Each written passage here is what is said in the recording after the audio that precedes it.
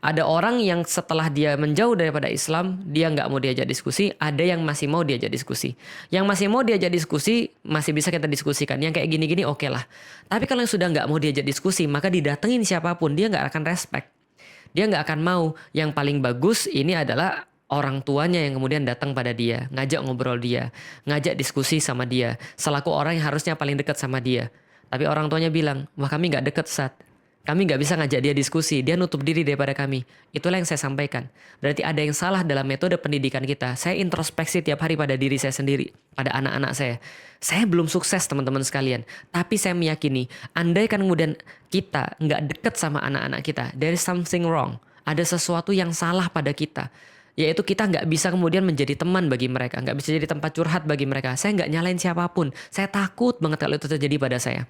Tapi yang pengen saya sampaikan adalah teman-teman sekalian, ini bisa jadi sebuah introspeksi bagi kita sendiri. Balik lagi ke poin pertama, kalau dia nggak bisa dekat sama orang tuanya, kalau dia nggak bisa ngobrol sama orang tuanya, berarti ada sesuatu di situ yang menjadi problem.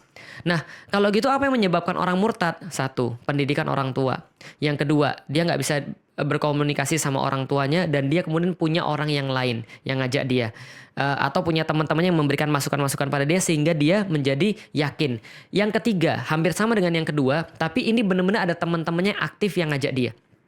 Nah, kalau ini yang harus dilakukan adalah memang yang ngajak diskusi juga teman-temannya sekalian. Kalau itu pun kalau masih mau diajak diskusi. Maka balik lagi, sebenarnya ini bisa ditanggulangi kalau seandainya kita punya relationship yang baik dengan anak-anak kita.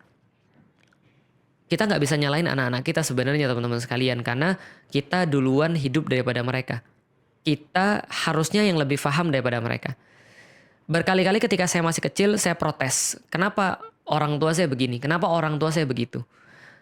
Dan dalam satu titik itu benar dan dalam titik yang lain itu salah. Salahnya di mana? Salahnya ya karena tugas anak-anak itu adalah memahami orang tuanya dan berbakti pada mereka. Tapi kan saya nggak kenal Islam pada waktu itu. Tapi tugas orang tua teman-teman sekalian lebih berat. Karena itulah namanya orang tua. Karena dia lebih tua daripada anaknya. Mereka harusnya sudah pernah mengalami apa yang dialami oleh anaknya. Harusnya mereka tahu bagaimana cara memahami anak-anaknya. Karena itulah mereka jadi orang tua. Maka jadi orang tua itu harusnya lebih banyak belajar. Karena mereka harus tahu bagaimana cara untuk mendidik anak-anaknya agar tidak seperti mereka dulu atau apapun yang mereka sesali. Dulu saya merasa bahwa dalam keluarga saya ada beberapa kritik. Saya perbaiki dalam keluarga saya. Artinya saya bilang pada waktu saya masih kecil, ketika saya melihat fakta yang demikian, saya bilang pada diri saya sendiri, saya tanamin pada diri saya sendiri, besok kalau saya punya istri, saya nggak akan begitu. Kalau saya punya anak, saya maunya begini. Itu adalah maksudnya belajar.